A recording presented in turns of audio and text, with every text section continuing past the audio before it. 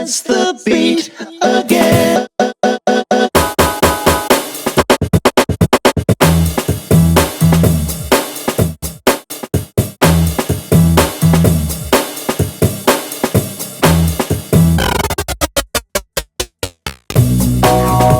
Truth is stranger than fiction. When it gets too high in your kitchen, that's the beat again. I've looked at just about every conspiracy out there, because most conspiracy guys do. They have their regular deck of cards, they go through. It's like, And the flat Earth side of it was, it was like, it wasn't even like the Joker in the deck. It was like that stupid instructions card that you never ever look at in a new deck of cards. It's like, that thing. Never looked at it. And sometime during the early part of the summer last year, excuse me, it came, I was looking at it again, and I was like, one of these days, because I'm old enough, I figured I would just address it. I was like, you know what, I'll just stomp this thing out in a weekend, because it's a piece of crap, right? There's nothing to it. Because your background is software engineering, is it not? Yeah, big into software, the tech fields all my life. Started out in gaming, design, helped design games, and that was a lot of fun. So for me, I consider myself a fairly good problem solver. And so when I looked at this, I honestly didn't think much of it, but I watched a couple. The difference was I watched a couple little YouTube videos, one by a German guy, and I couldn't understand a word he was saying, where he was talking about the planes in the southern hemisphere. And he goes, look, there's something. He didn't necessarily say flat Earth, but he said there's something wrong in the southern hemisphere. He goes, the routes are wrong. He goes, there's no way these planes should be taking these weird routes, and it's all of them. He goes, seriously, try to find nonstop flights in the southern hemisphere. And I was going, okay, all right. And then I ran into another guy named Matt Boyland, who's known as a legend in this thing. Even though he's only made a couple of videos that I thought were interesting, and he was on camera saying that, look, when he got out of college, he was recruited by NASA to do some photorealistic paintings for different things, and during some party out on the East Coast of the United States, where the power went out, it got down to candlelight and wine, and that usually turns into confession time for most people. And they kind of tried to indoctrinate him into this, where they said, look, they drew the whole thing out, and they said, look, it's flat. and he thought, he absolutely didn't buy it. He was 25 when they told him that. And, if I was 25, I don't know what would happen to me. So I go, okay, fine. I get that. It's a good story. Don't know if I'm buying it. So I start digging into it, start churning through some topics, and looked at Admiral Byrd from the Hollow Earth, looked at the Southern Hemisphere flights, and then looked at a lot of stuff that kept pointing back to NASA, the United States. I forgot, where are you, by the way? I'm in mainland Europe. Oh, cool. And so everything kept pointing back to NASA. And I was going, well, this should be easy enough. All I have to do is find some pictures of the Earth from space. And then it started clicking, because I remembered something from years ago when I was in this office. I was running this tech support team, and I wanted to put a picture of the Earth from space on all these monitors. And, I'm Googling stuff. And this was back in 2000, 2001. And I'm Googling, Earth from space. And nothing was coming up. It was like one image, not like nowadays where you get, a whole bunch of composites. Literally, it was just rows and rows and rows of exactly the same image in different resolutions. I was going, and it was right in front of my face, and it didn't even occur to me. And I was going, I was going, NASA, you suck. How could you be this far behind? It didn't make any sense. So flash forward to last year, or early this year, when, 2014, 2015, I still couldn't find any that were legit. There's a lot of Google Earth snapshots and lots of composites and stuff.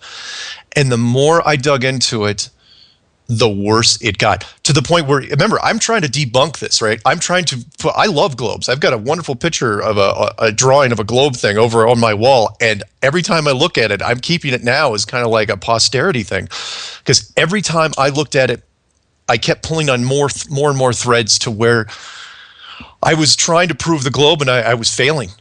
I was failing badly.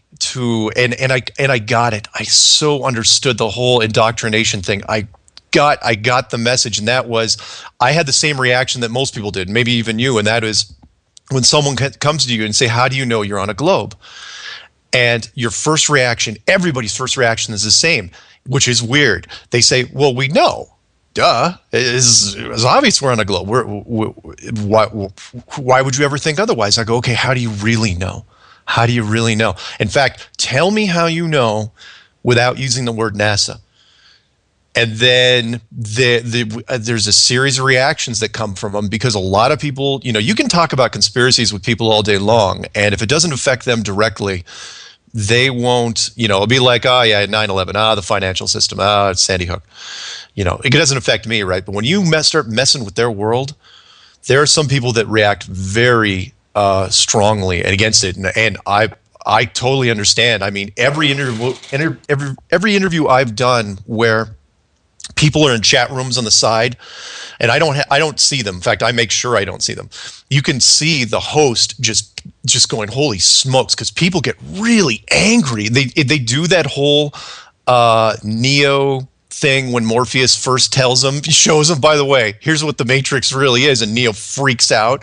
That's what people do. It's like, don't mess with my world. So, Mark, I've got a question for you, right? You remember the guy who jumped from the Red Bull. Red Bull, yeah. Oh, I know where you're going with this. Well, yeah. I swear the pictures, if I went back over those pictures, it would seem that we live on an oval planet. Okay, so I'll throw that out there. Yep. That people have shown me the Red Bull thing, and that got media attention. Don't think that's by accident. Okay, you'll see it. And basically what it shows is a side-by-side comparison with a generic group. I think the group was called Dog Cam, which was a weird name, and no more weirder than Red Bull, I suppose. And they were at 110,000 feet. The Red Bull thing was 120,000 feet. Dog Cam shows no curve whatsoever. Red Bull shows an extreme curve on all sides. It's a fisheye lens, and it's the old trick. It's an old trick, and they do that. NASA uses it all the time.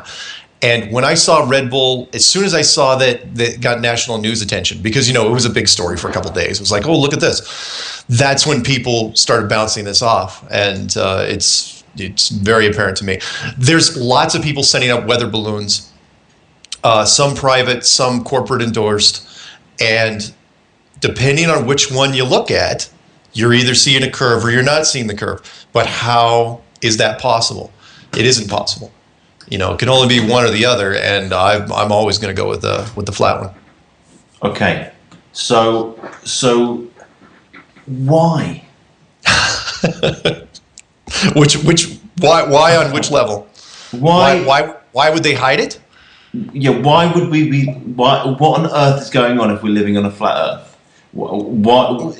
Clearly, there's quite a lot of hidden conspiracy going on, from politics to the financial system to religion. Everything on this planet is pretty backwards. There's no doubt about that. But why on earth would they try and convince us that we live on a round planet?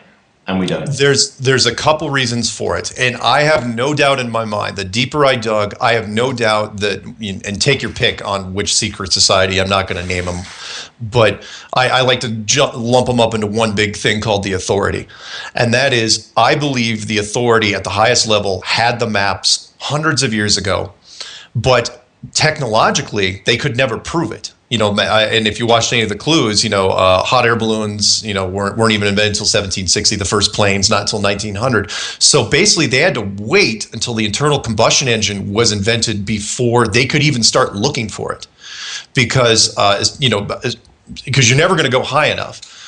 And Antarctica, what we call Antarctica, it was so hostile, you were never going to cross any great lengths of it without an internal combustion engine. So once that engine was completed, they send their best guy, Admiral Byrd, an American explorer, probably the best explorer in the world at the time.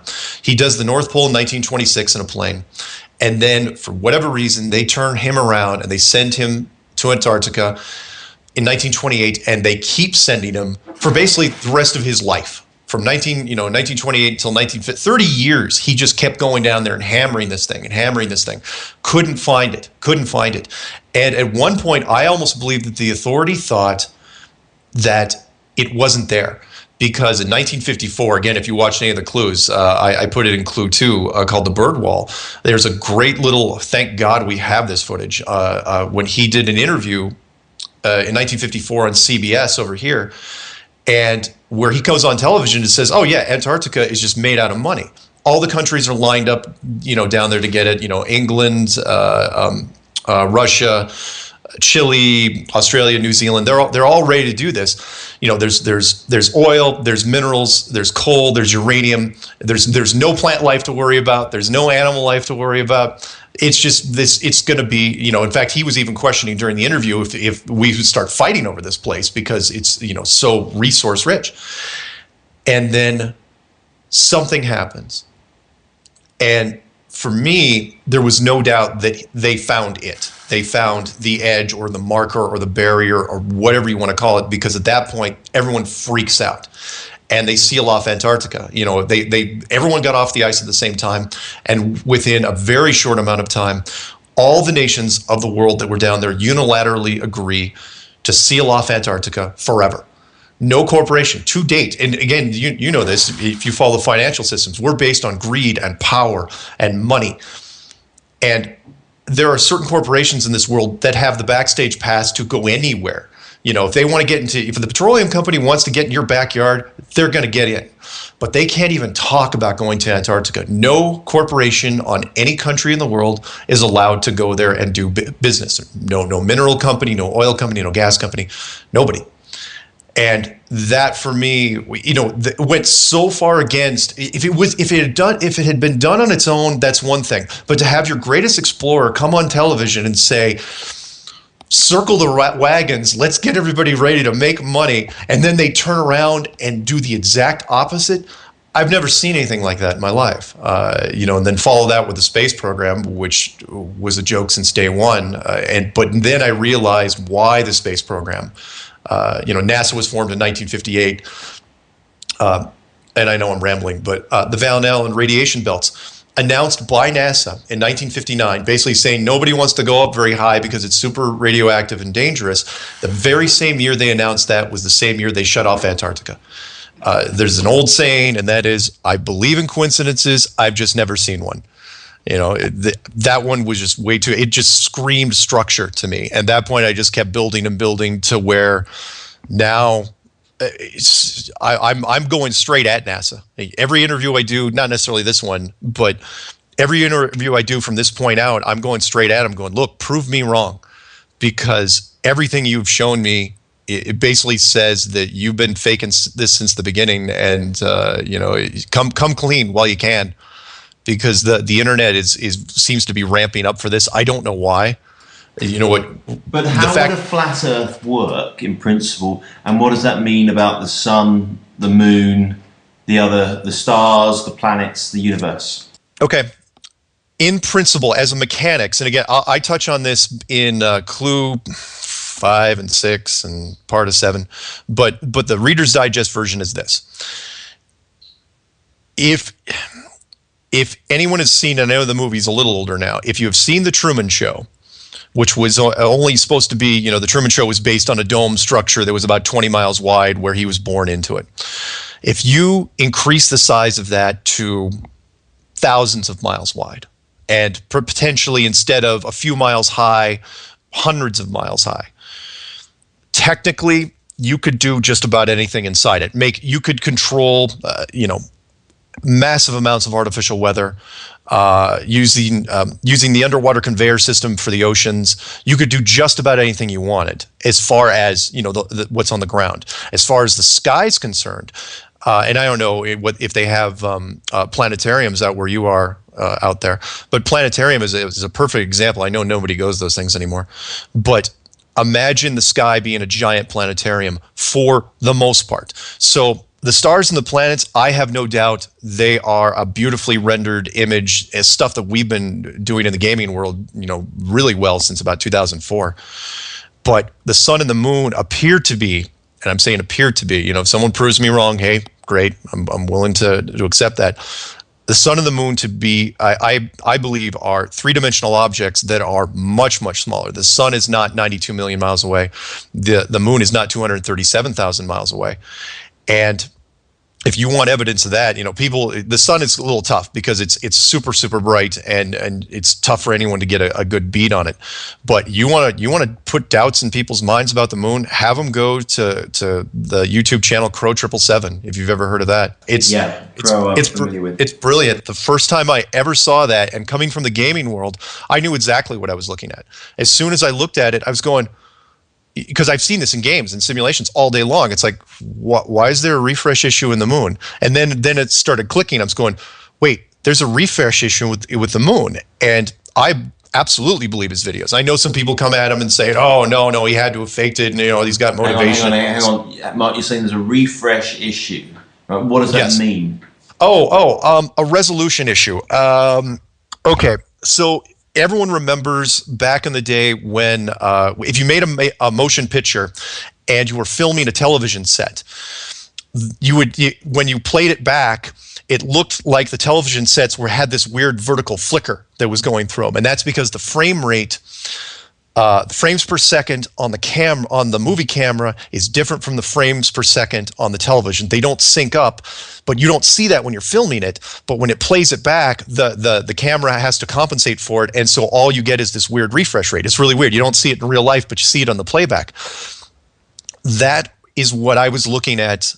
In fact, I just talked to Crow recently about this. That is what I was looking at. It appears that our camera technology, there's some technologies that haven't really improved over the years, the combustion engine, but our camera technology, especially HD camera technology, seems to have caught up almost with whatever this place is, because it was a very slow but very steady resolution refresh, frames per second issue difference between the camera that was filming it and whatever was projecting on the moon. And and people will say, well, okay, is it being projected on from an outside source, or is it being projected on from the inside? I don't really care. All I know is that I absolutely believe that what we see is the moon, that the fun stuff, the craters and the gray and all that nice detail. I'm saying that there's something else underneath that appears to be the real moon, and whatever's on the outside of it is just an image. Because Crow talks about and has shown on his videos a kind of tidal wave that goes over the moon. Yeah, if from a display standpoint, and again, that's why I believe it's a three-dimensional image, because if it was just a 2D, some people said, well, it's flat and it's projecting on two sides, but you wouldn't get those weird waves that seemed to be circling, not just up, but kind of circling around. He had a great eye to catch that. And we were so lucky. I was talking to him about it, and he was saying that, he goes, I was like 2 seconds away from deleting the whole thing because I thought my camera was broken. It was a brand new camera. And, once he put it out there, talk about fate, once he puts it out there, lots of other people were confirming the same thing. Not as good as him, but it is out there. And it was completely obvious to me. But the point was this, and even though I've gotten into some trouble because people said, well, he's not a true flat earther, blah, blah, blah. Maybe not. But it doesn't matter to me because it fits into the model I use, because you have to cast doubt on the moon first, and NASA and the space program. Once you do that, once you break down that, the rest of everything starts to crumble. Because okay, so just come back a little bit. So casting doubt on the moon. Just from my experience, I'm on the Mediterranean, and I get the moon rising to never eat should have wheat. Sorry, the east, and it goes over to the west. Okay, right? Yeah. And I've always thought to myself, the moon's quite a strange entity, and I thought, what is that? What is it? Oh, yeah. And I've said to people, what is that? They said it's the moon. So what is it about the moon? And then the next question is, what is it about NASA? Because clearly NASA are telling us they've gone to the moon, the Apollo missions, blah, blah, blah. And there's this whole thing about the fact that, I don't know, who was it? The Red Hot Chili Peppers in one of their songs were saying, the space is created in the basement in Hollywood or whatever. Yeah. and so on and so forth. So just give me some background. Yeah, sure. The and the moon, by the way, is an enigma in itself. If people, there's so many interesting little things about the moon, but the one that bugs me more than anything, and nobody, people say, well, it's a coincidence, and that is that the rotation never isn't even, it is perfectly synced up with us. We always see from this side the exact same part of the moon, and people going, well, that's just the way it is. I'm going, no, you don't understand the probability that you're saying that it doesn't even rotate a fraction of a degree an hour, or even anything. So like 10 years could go by, 100 years, and you're still saying the exact same face of the moon. That sort of sync up is so unlikely, and people just gloss right over it, and that drives me insane. But to your point, and that was, if there's a refresh issue with the moon, if there is doubts with the moon, and there really, really is, then what did NASA land on? They didn't land on anything. And that was a question, and it was such a great revelation for me, because it was something that was bugging me for years. Because one of the oldest arguments about the Apollo program, and people have been arguing about the Apollo program for decades, right, ever since it happened. And it's just gotten louder and louder as the internet has gone on. But what they've said, the big argument is, well, why would they fake it? Why would they bother faking it? And that's coming from the other side, saying, why would they have to fake it? They're not gaining anything. And that bugged me, because I was going, they got a point there. Why would you fake it? Why does it make any difference? But once I got into this whole enclosed world thing, then the whole tone changed, because it morphed it from a question to really a statement, which was, it's not that they wanted to fake it. They had to fake it. If you do not fake the moon landing, if you do not fake the space program, you are going to run into problems in the long term. One of the biggest would be corporations, because and actually, Matt Boylan said it the best, which was, look, you're hitting the 1960s. We have no picture of the Earth.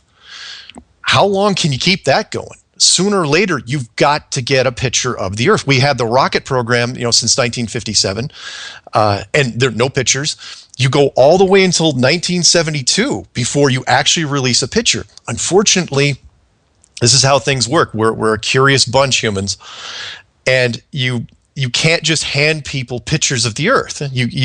That's what they would love to do. It's like, oh yeah, by the way, this is what the Earth looks like. But no, because people go, oh, how'd you take it? You had to create a space program, a fake space program, just to simulate the technology of getting a picture that high up. And when they did that, unfortunately, they got caught. It just snowballed after that, because you had to keep faking it after that. And everyone knows. I mean, the other old questions. Again, I'm going to bash on NASA here. It's like, look, why aren't there any moon bases? Why did no other country go up to the moon and kick over our the United States flag? Why did that not even bother? Or I'll throw one for you, and I've been bringing this up recently. Russia's got a program supposedly. China, Japan had JAXA. Look into that, JAXA. What happened there? No one's talking about that. Why did the UK conspicuously completely abandon any space program whatsoever? I know damn well why. That's because there's like, what? They're fake. They knew full well who was faking it, and they just was like, we're not going to spend money on this. We're not even going to bother. You guys can do whatever you want. We're not going to be a part of it. And actually, if this ever comes true, they're going to look like saints by comparison, because they were like, they can just claim, they can claim innocence, but truth was they knew since day one. So breaking down the moon. Once you break down the moon, you break down NASA. Once you break down NASA, again, who are the gatekeepers of this whole thing? Then the rest of it falls apart. Okay, but that's still that's still okay. Well, okay, I know what I probably lost the question. What? Yeah, I can't remember either. We're both slightly lost on it, but that doesn't explain how we are living on a flat piece of something. Okay. In the middle of what? Oh, okay. No. That's good, because people ask that all the time. What is, if we are in a giant 1,000-mile, 2,000-mile wide Truman Show, what's outside of this place? It depends on who you ask. If you don't like being fenced in, because some people don't like the whole being enclosed thing, which I do, then we're on a much bigger plane with more. I'll just use this as an example. More circles like this on the ground. More puddles, more ponds of us. Do we have access to them? I doubt it. There's some people, that want to be more optimistic and say, oh yeah, we have access to, we can go to other worlds, and the other worlds are actually just, more dome, more structures like this. And I say, you know what? I wouldn't think that anyone that was smart enough to build something like this wouldn't let a race like us just run amok, just start roaming around, because we do the same thing that we're doing here, we do in other places. Don't think that we, build a utopia just out of thin air. Could it be, there's other people that have suggested that it's literally a biblical translation, that the structure is actually a firmament that separates the waters above from the waters below, and that the flood, the ancient floods of old, were actually just popping something at the top of this thing and letting the water come in, because if you let it rain for 40 days, you're really not going to raise sea levels that much, even if you had it going all over the place. There's other people. I'm a big believer that outside of this is really just a bigger room with a bigger dimension. I'm not going to name it heaven, but that it's a more unlimited dimension on top of this one. And then yet more people have said, well, couldn't there be space outside of this? And I said, yeah, there can, but why? And that is, if you build small, you simulate big, meaning as long as you can fake space, why would you have real space outside of it? A planetarium, that's the whole goal, is to fake space. If we're on a Truman Show, roughly, I'm not going to go into the reality TV side of it, but if we're on a Truman Show and you're faking, the stars and the planets, then you don't need to actually have real space out. Honestly, we could be a snow globe on somebody's desk. But I have no doubt, and again, I know there's lots of people, whoever's listening to this, their initial reaction is going to be, oh no, it's crazy. I'm going, look, I thought it was crazy. 9 months, I beat on this thing to the point where it's like, fine, it may not be perfectly flat, it may not even be enclosed, but I know it's not a globe anymore. I know that. So whatever's, and I've got a pretty creative mind. So if NASA's hiding something other than this, I'd love to know what it is, because I haven't been able to get my head around it yet. So how come you're so convinced that we're not on a globe? The two big ones, if I had to pick two out of the clues that I've done, and I've done 11 clues and an intro, which is a basic overview. The two clues would be this. The first one is, and again, I'm putting this back on the space agencies, not just NASA, but the others, and that is, it's 2015 as we're talking. Apparently, yeah, exactly. All right, by our calendar, it's 2015. Yeah. Why, with all our technological advances and the internet seems to be running at full speed, and there's lots of access to stuff out there, why are there no pictures of the Earth from space? That would be probably the number one, because we have the ability to do this. And there's lots of different little side aspects to this, but it still boils down to that. It's like, look, and there's a guy on there, I can't remember his name, but he made this great video where he went on this just tear, where he was going in real time through Google, just ripping on it.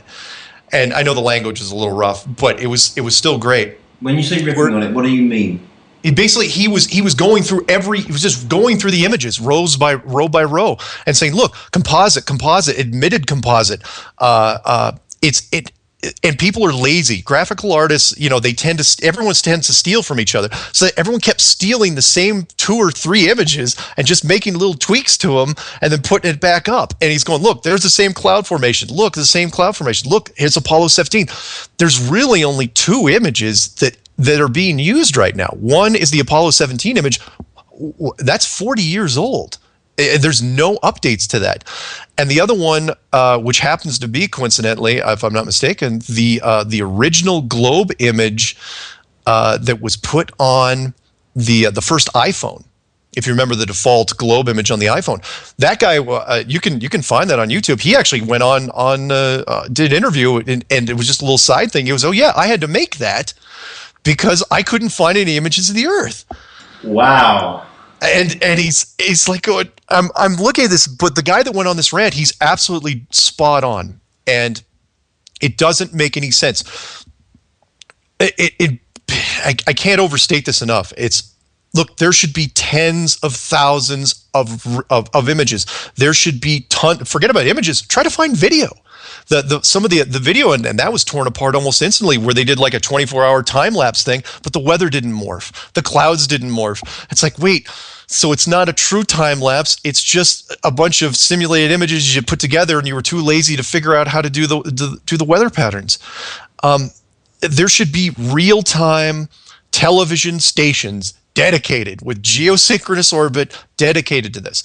That's my number one thing, because it points at one group, which is NASA, and that's 1958. When they were created, I have no doubt that they're the gatekeepers at the highest level. Most people working at NASA have no idea. At the highest level, though, I think they know. Two, of course, the other one, because that's the upper part. The outer part is Antarctica, and that to me goes against, again, it's not a technological thing, it's a human nature thing.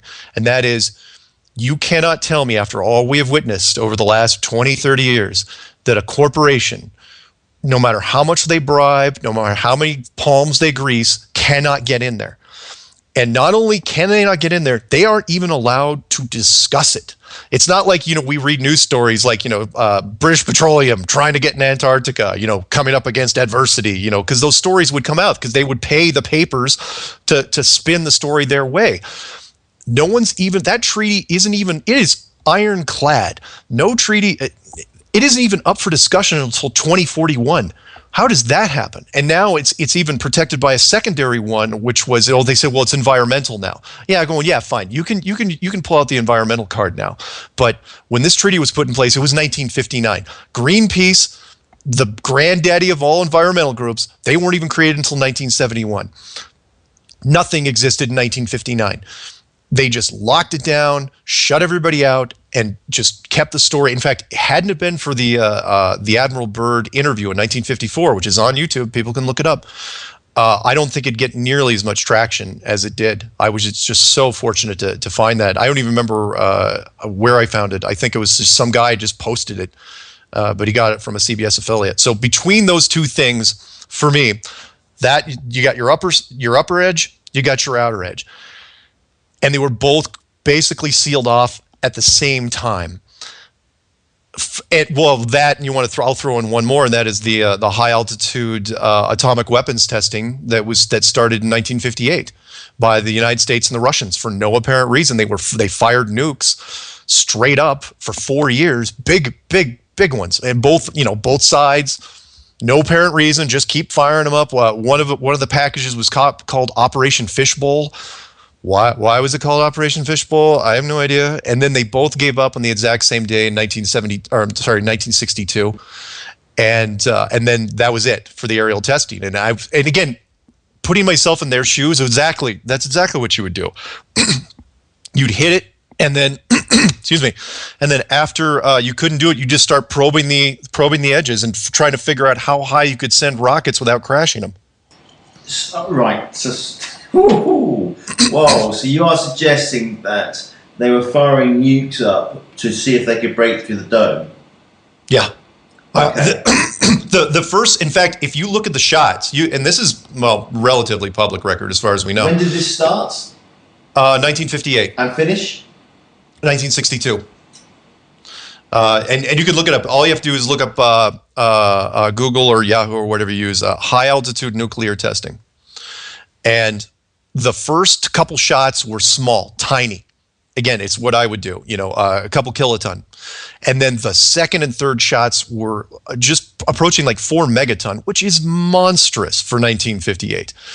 And again, coincidences. So you take you paint the target with a couple shots, you hit it as hard as you can, and then almost immediately after that second shot, NASA was formed.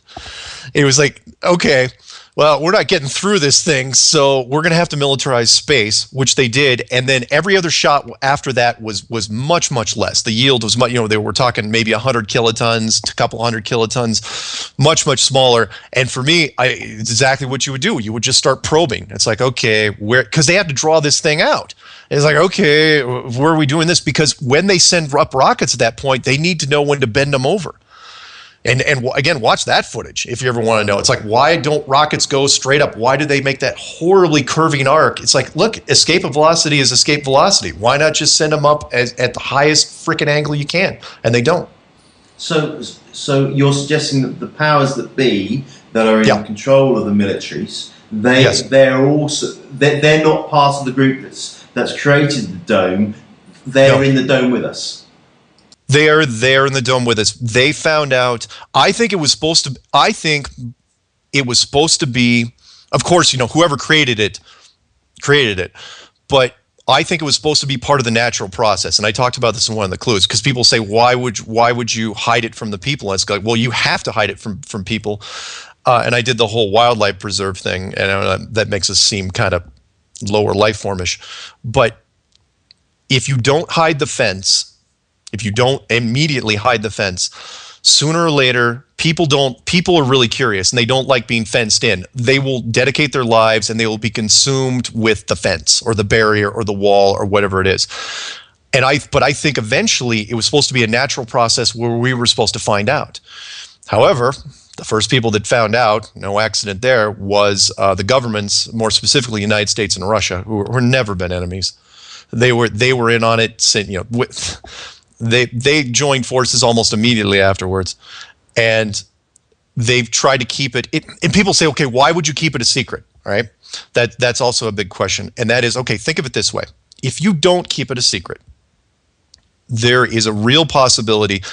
Society would immediately change. There would be this huge fundamental shift, and I'm not going to pick on religion. I touched on the clues, but you're basically giving all of the big five religions of the world their holy grail. You're basically saying, oh yeah, by the way, there's some proof of intelligent design over there, probably a handprint of God type of thing. Doesn't matter who built it.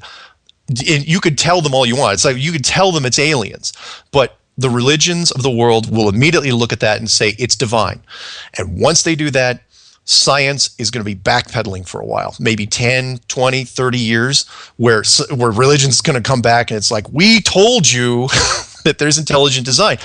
And honestly, from an authority standpoint, that's a big mess. It's a soup sandwich that you don't want to deal with. So all you do at that point is you just say, you know what? And that meeting would have been easy. They would have sat down. It's like, you know what? Let's just hold on to this thing as long as we can. And then they had to figure out, okay, what do we need to do to keep this secret? And it's like, well, Antarctica is not that hard because nobody wants to go down there anyway, except for the corporations. And it's like, okay, we'll just, put it under a treaty, say it's a national security issue. And now how they got all the other countries to sign on to it, that's a whole nother thing. And then all you have to do is protect space. And since none of us own spaceships, that's pretty easy. And it worked all the way up until recently because, we had a couple private space corporations, SpaceX and Virgin Galactic. And SpaceX, and they were delays and mistakes and malfunctions and all this fun stuff. And then finally SpaceX miraculously, oh yeah, by the way, we just did this. It's like, oh, okay. So you finally, let them in on it because they weren't going to quit. And, so. So are you suggesting that Antarctica is a ring around us? It's the outer edge of the...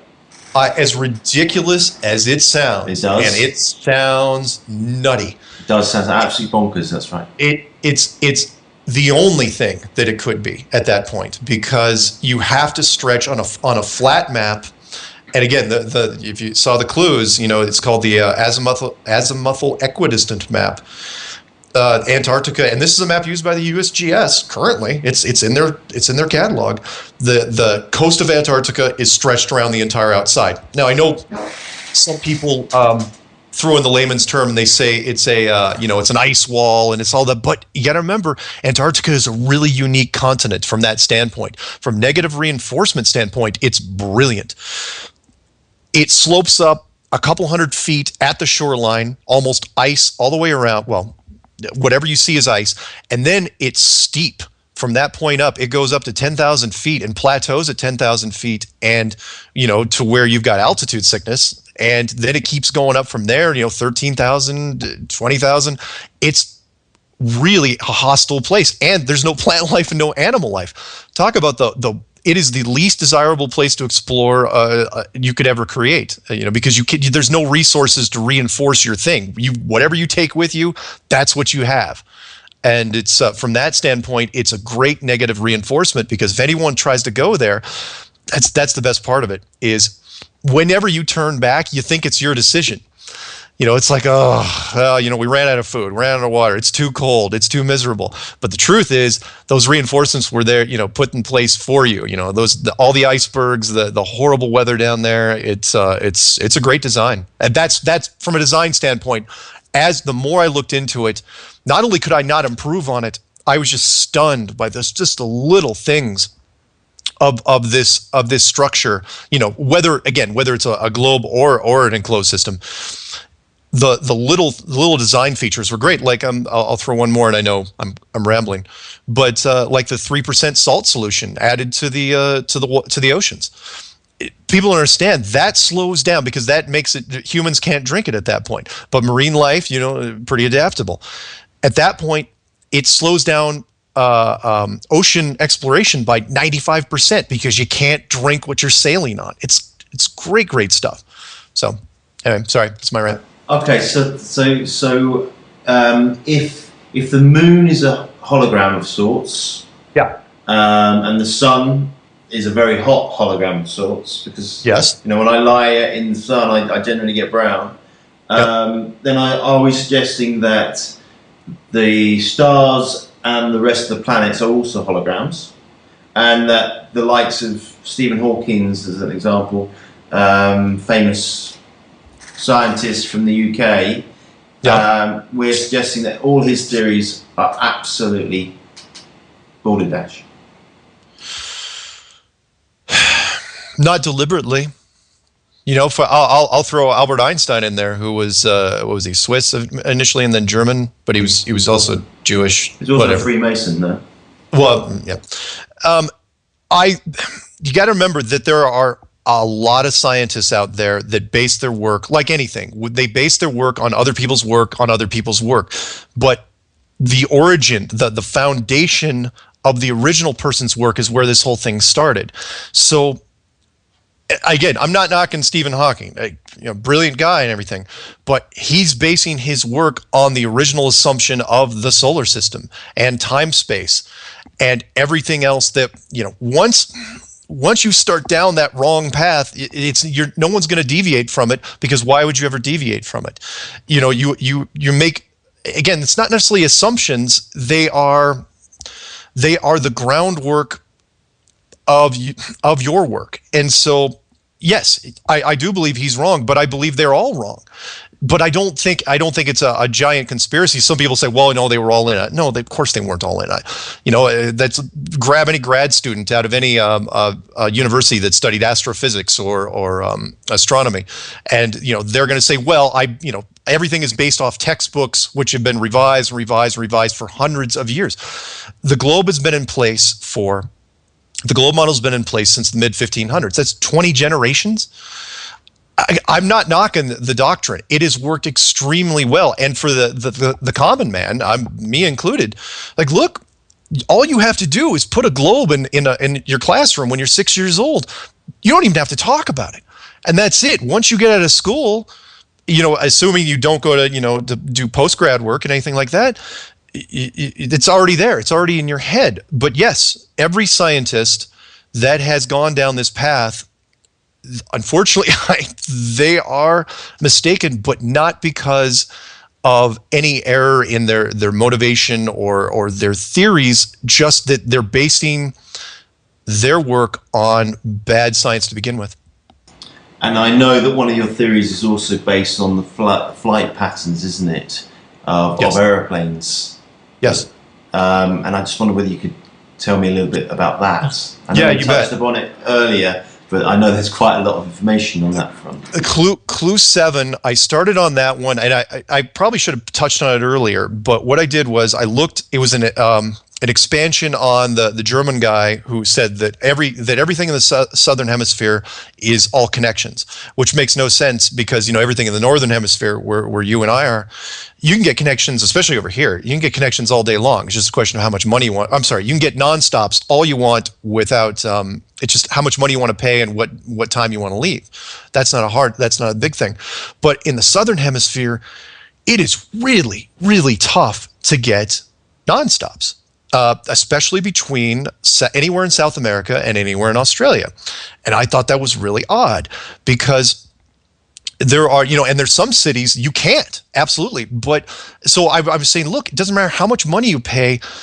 There's 95% of the flights in the Southern Hemisphere are connections, and they're horrible connections. They're sending you from Buenos Aires to Dubai and then back down.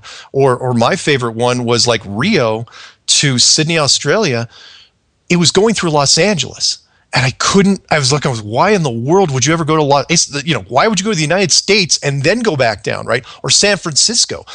But when you turn the map, so on a globe, it made this weird triangle, up and down. But when you put it on the AE map, on the flat map, it's a straight shot, literally. And again, the odds of that happening, and if it wasn't a straight shot, it was just a shallow dog leg, right? And is there a map online that will show me that? Oh yeah. There's videos. In fact, I've got a short playlist on my channel. One video is called Flat Earth. I think the plane proves the plane, or the planes prove the plane, and the other one's called Plane Routes Exposed. But both of them will show pretty much the same thing, and there's lots of people doing it. I mean, I put it out there. Again, I'm not going to take credit for the original idea, but it's all very, very true. What was interesting, though, was as soon as I said, look, there's some cities you can't get nonstops. It doesn't matter how much money you pay, it doesn't matter how, and some of these flights are taking, if they're not weird little angles, they're taking forever because if you go from Rio to, sorry, I gotta turn that off. If you go from Rio to somewhere in Australia, it should be just, or Australia to South America, it should be just a straight shot. It's just the South Pacific Ocean. Nobody's airspace you have to mess with, 12 hours, gone, right? Some of these flights, some of these connections were pushing 30, 40. I even saw some in the low 50s as far as hours go. When does that happen? Two pushing 3 days to get somewhere it should take 12 hours? No. But as soon as I made that video, I was working on Video 8, and then I had people emailing me saying, oh, I found nonstops. And they kept mentioning, there's only 5 of them, right? And they kept mentioning them to me. It's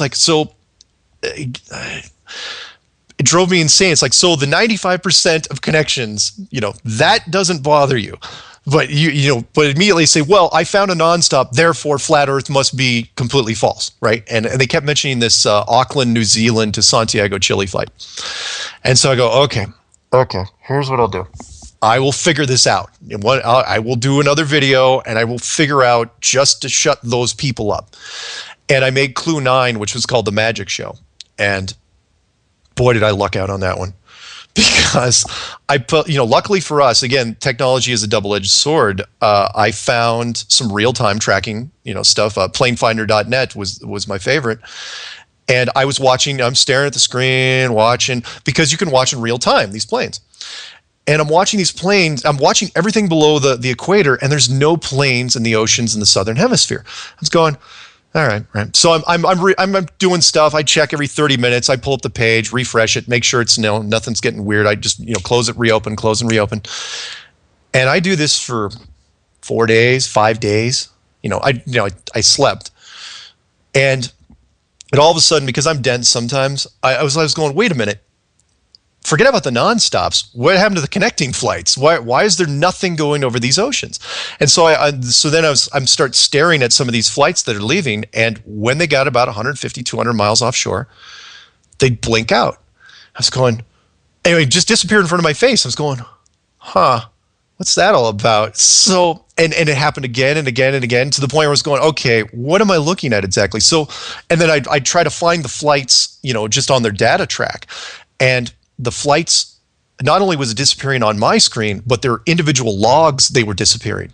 So instead of saying, here's your latitude and longitude, they were saying they were going into a mode called estimated or approximated. And basically, they weren't telling you where these planes were at all. And they would stay that way for hours and hours and hours until like an hour before touchdown, blink, they'd pop back on. And then I got it. I was going, again, because I love problem solving, I was going, yeah, that's very, very clever, because that's what I would have done. It's like, if you want to make sure that nobody looks at the logs or anything, it's just a huge broad stroke. You disappear everything in the Southern Hemisphere. And yeah, some of the other trackers, they would try to simulate, a plane going across, but the individual logs would still show approximated or estimated, which meant they weren't there. And you would have to do that because you don't want to show people how the planes are getting there. So people are saying, well, these flights can't be real. I'm just going, well, they may be real, but it doesn't matter because the routes can't be proven. So if I want to go from, somewhere in South America, somewhere in Australia, yeah, you can. That's why nobody's picked up on this until now. Yeah, you take off from there and you land over there. Everybody's happy. The pilots are happy. The passengers are happy. Nobody cares. You can't prove though how you got there. The route is what's different. The route is what's hidden, and they do that because in some cases they have to take routes because remember it's all autopilot now. They just plug everything and let them go, and people kept coming back and saying. Well, the pilots have to know. The pilots have to know. I'm going, no, they don't. And here's the reason why. It's because if you're a pilot, you have to make, forget about the fact that you're not gonna. It's not gonna kick in. So even if you don't know, because everybody, when you look over out the window, it's like, where are we over anyway? That. Even if the fuel consumption is wrong, even if they can't explain what's sitting outside their window, even if all this stuff happens, the last thing you are ever going to think is that the map is wrong. They are never going to, it's such a massive leap of faith to say that the map is wrong. And even if you do say the map is wrong, what are you going to say? How wrong is it? And then if you make it that far, then what do? Do you go to the FAA? Do you go to the airline and say, hey, by the way, I think the map's wrong? They would... Why do you say that? They will push you away, and if you keep pushing back, eventually you'll have a desk job, and that'll be the end of it. So what you're saying then are that they're disappearing these flights because they don't want people to understand the actual routes these planes are taking, correct? Yes. Yeah. They could sit, and I was hoping they would try to fix it or try to fake it, but for whatever reason, there's not an elegant way to do that. And I'm not exactly sure why. Again, problem solver. I'd like to try to, I was trying to do it myself. I was going, it was the easier of the options. And that was, look, let's just not deal with it. And let's just kill everything below the equator. And again, over land, if it's over, South America, Australia, there's planes all over the place. And you're thinking, well, and then if you look in the Northern Hemisphere, they're flying all over the place. Fine. Everything looks fine in the Northern Hemisphere. It's just those three oceans, the South Pacific, the South Atlantic, and the Indian Oceans. Why? Why those three? Because, well, you don't have to do the South Atlantic, but if you leave that one normal, then it's going to raise more eyebrows than if you don't. So the South Pacific, absolutely, you have to kill it if you can, because you don't want to show people. You don't want to show people because the planes aren't going that way. Is what I'm saying. Is on that map, the planes cannot go the South Pacific because the route is longer. The oceans get stretched on that map. So the plane, from a fuel consumption standpoint, can't take that route. Now you can try to fake it if you want, but you're going to get caught sooner or later, which is probably what's happening now. Indian Ocean's not much is happening over there anyway. But the South Atlantic, lots of stuff happening, but you can't leave that one open because if you do, then people will, they'll say, okay, why is this working here but not working there? Then it looks like a technical issue. So it's like out of sight, out of mind.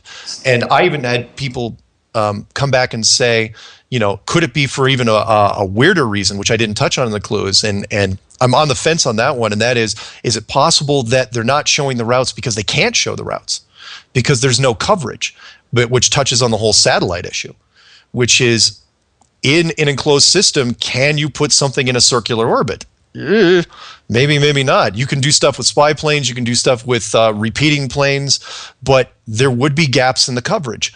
But a GPS system, by definition, has no gaps in the coverage. So then it gets even weirder than that. But several people have suggested that to me. I was going, yeah, that's very possible. Well, that's very weird. I know. I mean, it's just like it's above and beyond, really. I know. It's the next level of conspiracy, isn't it? I mean, a couple of things come into mind. MH17, which we're all familiar with, the plane that disappeared. I mean, I remember saying to my mate, I said, "Listen, pal, I don't even know if that plane took off.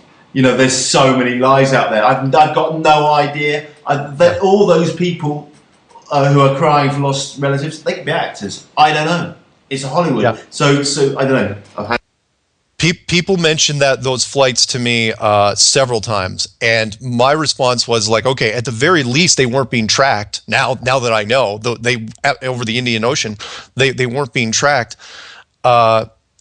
But did they take off in the first place? You have no freaking idea. But yeah, that came to mind even before I was kind of dealing with this, which was, look, that's a 777, right? It's a flagship. You don't lose plane. We don't. It's whatever year was that, last year or the year before? 2013, 2014? It doesn't really matter. The point is, we don't lose planes. You don't lose them. So yeah, I didn't know what to believe down there, but I absolutely knew it wasn't being tracked at the very least. So, and of course, when I was a kid and taking a year off, we could get a round the world ticket. You know, from one country to the next. The very concept of round the world would suggest that we're going round the world. But you're suggesting rather than going like that, we're going like that. Yeah, you can still go around the world. Yeah, and that has become the new argument. And that is, oh yeah, well, this guy sailed around the world, and this guy sailed around the world. I was going, well, yeah, but if you're in a really big area, you can do a circle. It's kind of like the old joke. What is it? If you're walking in the desert, make sure you don't have a leg injury, because you will naturally start to walk in a wide arcing circle. Same sort of thing with boats. You know, there's lots of stories about them having to correct course all the time in the old days. And sailing around the world now, yeah, you can do it, but you're not. I mean, technically, yeah, you're still sailing around the world. You're just not going around a globe. So, what's the future then? If is this going to become, because clearly there was a time when we all thought we lived on a flat Earth. Yeah. Yes. Yeah. Yeah. Now I know you've brought up some of the videos I've watched have shown the United Nations flag. Is that correct? Yeah. The United Nations flag, which was designed in 1946, which is interesting because that was before everything went nuts in 1956, which meant that they knew and they were kind of getting ahead of themselves, in my opinion. But the United Nations flag is an exact replica, with one omission, of the flat Earth map, of the azimuthal equidistant map. You lay them right on top of each other, and it shows all the continents laid out on a flat surface with these giant wreaths around them. What's interesting, though, is Antarctica isn't on that map. And Antarctica had been discovered a long time before that, and it's a massive continent, so why isn't it on that map? Why did you replace it with this giant wreath of spiky, things that go around the outside of it? And they don't address it. You can look it up. They don't talk. Because they put these circles on the inside of the UN flag. It's like, is it implied on the outer circle? No, they don't talk about it. It's really, really interesting. The UN flag. It's some people say, well, it's in your face. I was going, yeah, it's in your face, but even I think they jumped the gun, because I think 8 years later they still hadn't found it in 1954, and then of course Murphy's Law. 1956 they do. So what's the future? Because clearly there's so many conspiracy theories: Planet X, the Nibiru, the Anunnaki, and it goes on. So in your opinion, are there aliens, as an example? Yes. Yes, absolutely. In fact, most other conspiracies don't get canceled out by this thing, which is great. The first one, most notably, Hollow Earth. People say, "Well, are you dismissing Hollow Earth?" No, not at all. Hollow Earth could very well exist, and not coincidence that Admiral Byrd, mostly known for the Hollow Earth thing, supposedly found it in 1926. Then he turns around and goes the other way. Aliens. Absolutely, I believe in them. I watch them here in Colorado with night vision binoculars. The skies are crawling with stuff. Most of the stuff you can't see with your naked eye, I highly recommend night vision binoculars. But in an enclosed system, they become way more interesting, in my opinion, because, okay, are they part of the superintendent system? Are they part of the maintenance team?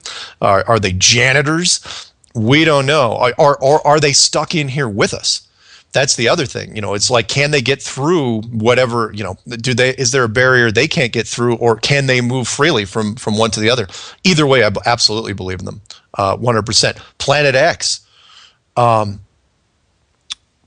takes a whole other context, and that is, for me now, because I was a Planet X follower, absolutely, but now it's 2015. It's like, okay, we're people keep bringing it up. It's like every 2 months. It's like, it's coming. It's like, well, yeah, it may come now, but if it does, it is probably going to be the biggest staged event of all time, if that's the case, because in an enclosed system, it's not real. Now, you could do some wonderful things, throw in Project Bluebeam, throw in some meteors or simulate meteors or whatever you want. You could do some really, really neat stuff. But for me, if it shows up in the sky, I'll be going, how are they doing that? I'll be looking at it completely differently than I would have before. Beforehand, I was like, like the movie Melancholia. It's like, run away. But everything else dovetails in pretty well, with the exception of people that say that they've been to, Venus or Mars or that stuff. Not and they could have been deceived. Could have been tricked. There was a guy that said he took a portal to Mars, and it's like, well, yeah, maybe, or maybe they just took you to a place and said it was Mars. So, but of course, there are many people on the planet that say that there are portals on the planet in various parts, Egypt, blah blah blah. Yeah. Where those portals go, where they lead, it changes in this model, because they could be leading just outside to a different space. But for me, most conspiracies remain intact. But everything becomes much more intimate, which is great. I try to tell people, it's like, are you trying to kill astrology? I'm going, no.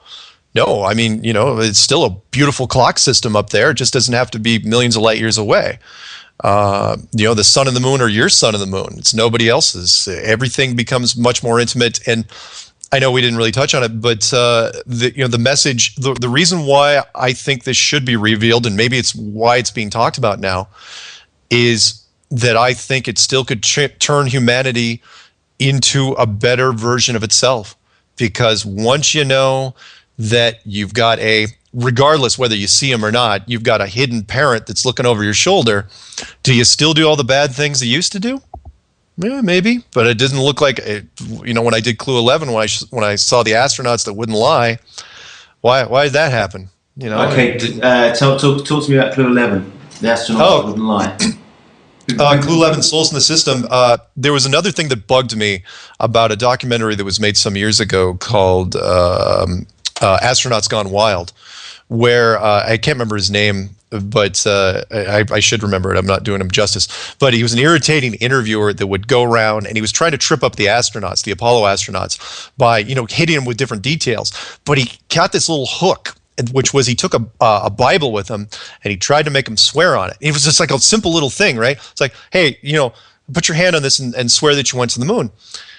And they reacted to that thing like it was radioactive. And I was going, and that bugged me, because I was going, why would they care? It's like, they're not in court. They're not going to get in trouble. Hell, are any of them, are they all Christian? Because that was it was a Christian Bible. It didn't make sense. And then when I was looking at this thing, I was going, oh, I see what happens here. Because those astronauts, which I firmly believe they were let in on it at one point, which is why they got so depressed and crawled into bottles and hid from people. I think they were told, okay, different from the astronauts now, where they say, okay, you're faking it, but we're not going to tell you why because of a clearance issue. With those guys, though, because it was the first run, it was like, okay, you're faking it. Here's why. And here's the photographs. After so many years, that sunk in to where that started to rattle around in their head, and they're going, okay, if there is a divine power, and I'm not going to name what divine power it is. If there is divine power, then you may be accountable for your actions. May not, but may. But for those guys, Boy Scout heroes type stuff, you really going to roll those dice? You're going to take the chance? No way. They weren't gonna do it. So if somebody walks up to them, probably the first time in their life, and says, "Swear on this," and people gave me crap. They said, it didn't have to be a Bible. It could have been something else. I said it could have been a chunk of wood. It made no difference because it's not the Bible that they were swearing on. It was their impression of where we are. And I tried to use the Santa Claus reference, and it's like, look, for those people that don't get what I'm saying, the naughty and nice list for Santa Claus doesn't make really much difference unless you see Santa Claus in your living room eating cookies. Then it takes on a whole nother meaning. And it's like, crap, it's real. Are you going to do anything naughty anymore? No. So apply that to everyone all at the same time. If this does get revealed, and I'm going to do my damnedest to see that this thing moves forward one way or the other, this thing's getting proven out. If that happens, we change. It changes. I believe that wars end, hate crimes end, racism gets knocked down a whole bunch of pegs, sexism gets knocked down a whole bunch of pegs. People, and again, people say, well, some people say, well, it's an overlordy thing. We shouldn't have people, we shouldn't have a divine power looking over our shoulder. I'm just going, really? Because when you run a red light, that's one thing. But why don't you run a red light if there's a camera there? Why don't you do it? And it's like, well, because we'll get caught. I'm just going, then why were you thinking about running the red light? Don't be better. That's where I'm going with this. Ultimate Big Brother. So when I can see the Mediterranean out my window, okay, and it's a pretty flat line that I can see in the distance, straight flat line. But there's a kind of curvature, and it curves around me, right? Which suggests that we're on a. To me, suggests that we're on a round planet. Take a picture, because people bring that up all the time. And if anyone has doubt, because I cannot tell you the amount of videos that people go out there and they'll go to the beach. Love watching these, where people go out to the beach with their their phone, and it's like, look, and they say it. It's because it's in your head. They say, look, I can see the curve. I can see the curve. Take a picture of it, put it on your monitor. It doesn't have to be a ruler, it could be just a piece of paper, put it up to it, tell me if that curve's there. We want to see I want to see the curve. I do. I wanted it, and that's the part that's going to make this right now. I mean, it is the most polarizing thing I've ever seen in my life. There's other polarizing topics out there, but this one, because it's in your head already. There's so many people, it's like, I cannot begin to tell you, they said, I've seen the curve. And yet, I have yet to see something that shows definitively out there. And we've been looking, now. It's been since February, since this thing's really exploded. We've been looking for the curves, and we haven't found them. So I said the same thing to my friend over lunch today. And he said he's just come back. My mate and his daughter just come back from Cuba. And he said, no, listen, I was flying at 30,000 feet. And I can see the curve up there. Next time you're on a plane, have a look. I did business travel for 7-8 years, flew all over the place. And at every altitude you could think of, every plane model, everything. And the windows, I'm not saying it's a conspiracy, not at all. The double pane windows they use on planes do not give the best indicator of, unless you're looking exactly straight out, exactly in the center of it, you may see a curve again, but take a picture. That's why I got to just keep telling people. It's like, look, I know what you think you see, but you also got to remember that, there's all sorts of things that people told you over the years that you don't, for God's sakes, doctors endorse cigarettes for years, at least over here in the States. And then later we find out, of what they're about. I know this is much, much bigger than that. This isn't, it's apples and oranges. But if you're ever in doubt, take a picture, put it on your monitor, show the curve. And if you can find a curve, if you can find a definitive curve, put it online, but put it anywhere online, because the internet will find it. And, we can shut this thing down in 2 seconds. For me, my test, the one I'm hoping to gun for eventually, is going to be a little more elaborate than that, and that is trying to prove out the Antarctic coastline. For me, that's the way to do it, and that is because you're never going to get into Antarctica. Forget about that noise. People say, "Oh, we're going to charge the ice. We're going to charge the ice." The easiest way to prove this thing out, for sure, for absolute, because people do curvature tests all day long, and I know that's what people want to do. But if you want to prove this thing out, you take 2 boats or 1 boat and 1 plane. You put them within visual distance of the Antarctic coastline, so you don't freak out anybody with the treaties. One goes clockwise, the other goes counterclockwise. And if it's only about the same distance around as, say, Australia, then they should meet up in roughly a week if you're using 2 boats, right? But the discrepancy between that map, what we have now as a map, and the flat map is monstrous. That outer edge should be huge. In which case, you could go for almost a month with those 2 boats, and they would never run into each other. And of course, you never want to go an entire month, because you could quit after 2 weeks if you wanted to. Or you could do 1 boat and 1 plane. You wouldn't even have to use any ship fuel. Take 1 boat, just leave them in the same spot, and have the plane go. 13, 14 hours later, should be able to come back around to that same boat. Should be an easy way to prove it, one way or the other. Again, it's not super cheap, but for me, that's the only way to know for sure. Other than NASA coming forward, maybe it's a hell of a challenge, though, isn't it? Because there's got to be some billionaire out there who could fund that kind of activity if someone is inquisitive enough to find out. It wouldn't cost that much. Relatively. $100,000, maybe more. Yeah, maybe just some jet fuel. You'd need a plane that could do 14 hours straight. I know there's some smaller long-range private jets that can do it. And again, the boat doesn't have to do anything. Boat can just sit there and not do a damn thing, and just make sure it has radio communication, and make sure the plane. The key here is the plane cannot follow GPS, because the GPS system, which was designed by the United States military, went online in 1995.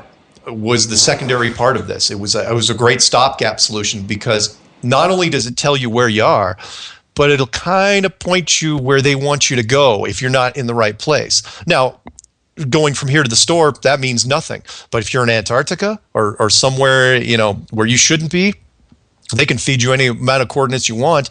And you're going to believe it. Why wouldn't you? So that in theory would be find a spot quite close to Antarctica and just follow as if you're following a fence all the way around until you get back to your same spot.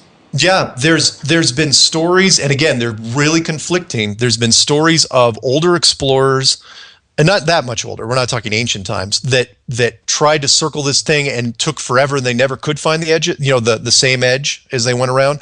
And then there's people that said, oh yeah, a Russian military thing did it, in so many days. And it's like, okay, which one do you believe? Because you don't know until you do it yourself. You're not going to know. But there hasn't been any independent group that has done this yet, because let's face it, the topic's too new. Again, if you would have come to me spring of last year and mentioned this topic to me, I would have laughed you out of the room. Absolutely. And I know every conspiracy there is, not chapter and verse, but I know them all. And I still would have laughed you out of the room. And now, for whatever reason, maybe something is coming in the fall, and this is part of it. I'd hate to think so, because that would be horrible. But it is the topic, and that's been floating around in the conspiracy world. I don't know why. I'm glad to be a part of it. Yeah, it's a hot topic. It's an absolutely hot topic. I jumped on this topic from Sophia's about 2 or 3 days ago, and bang, here we are talking about it. Just blew my mind. I'll throw one more at you. Here's the weird thing for me. It's not that we're talking about it. It's that I'm being allowed to talk about it. That's what I was going to ask you. Would someone allow you to do that test around the perimeter of this flat Earth? At this point, I don't know. I mean, initially I'm thinking, I joke with people. It's like, no, you'd be drone striked or you'd sabotage the boats or something. You know, you wouldn't want to let me. But everybody that I've done interviews with, they all say the same thing. They almost verbatim. It's like, I can't believe we're talking about this. It's come out of nowhere, and everybody's kind of feeding on it to where everybody. I don't think they're talking about just because other people are talking about it. They're talking about it because it seems to be getting some sort of, we've moved past, I can't believe we're saying this, we've moved past the ridiculous stage to the debatable stage, to where beforehand people would just wave you off. I wasn't kidding in the first video when I said there were people that would come up to me, literally and say, look, there's reptilians in Parliament, right? And I go, let me tell you about flat Earth. And they'd be like, get out of here. They wouldn't want to talk to me. But those same people now are looking at this and saying, this is actually a real topic to talk about. And so, yeah, where's it going to go? Boy, I don't know. I mean, there's more and more people putting out to where I have to go on YouTube and I have to set the filter to today. I just type in flat Earth, I set it to today, and there's just wave after wave of people that are just putting stuff. There's stuff being put out now that's better production value than mine that people are putting out. It's like, holy crap. And they're finding little angles. I think it's like, maybe it's like that gold rush thing where everybody's trying to figure out if there's a little niche that nobody's found yet. Everyone's looking for the smoking gun, because now that it's a real topic, everybody's looking for, okay, is NASA going to trip up here? Is the Illuminati going to trip up here? Who's going to make the mistake, and are we going to find it? Because if somebody finds, something even more concrete, it's going to be wild. Well, I think we should put that out there that we're looking, or not we, but the movement is looking for a financier to fund that idea. That'd be a great idea. I have been putting feelers out, and if I have to go down there and be on the plane or be on the boats or whatever, you'd want to, wouldn't you? I'd have to. Because unfortunately I couldn't trust. I mean, there's a few people I could trust, but I couldn't trust, an independent group going on their own. God help it. The what? You'd have to do it. You'd have to be there. I know. I would. I wouldn't mind. I wouldn't like going on the ice very much, if it was Antarctica based. But I wouldn't mind doing the boat thing. That'd be great. It'd be great. But wouldn't you want to be in the plane? Oh yeah, I'd do the plane too. Yeah. Yeah, even though the entire time during the plane, I wouldn't even worry about it. It's like, okay, they're either going to hit us or they're not going to hit us. So, and of course then you read, tragedy, flat earther. Yeah, that's right. Yeah. Committed suicide. Apparently you jumped from a very tall building with a banker. Because they're jumping at the moment. It's not a very nice topic, but they're jumping left, right, and centre. Okay, so Mark, let's. That's great. You've blown my mind. If you could just tell people how they could get in contact with you, that'd be great. Yeah. Right now, I'm not a big social media guy, so I'm not on Facebook, not on Twitter. In fact, I had to take a crash course in programming. Front-end JavaScript just so I could get my website up. So the website is called enclosedworld.com. And if you can't remember that, all you have to do is either Google Flat Earth Clues or Google Enclosed World. It should come up pretty quick. Hey, I'm Herschel36. Thanks for listening to Truth is Stranger Than Fiction on the Beat. I hope you enjoyed the interview. If so, give Truth a thumbs up and don't forget to subscribe. Sponsored by Just Finish It Records. Hope for the best, prepare for the worst. Herschel 36.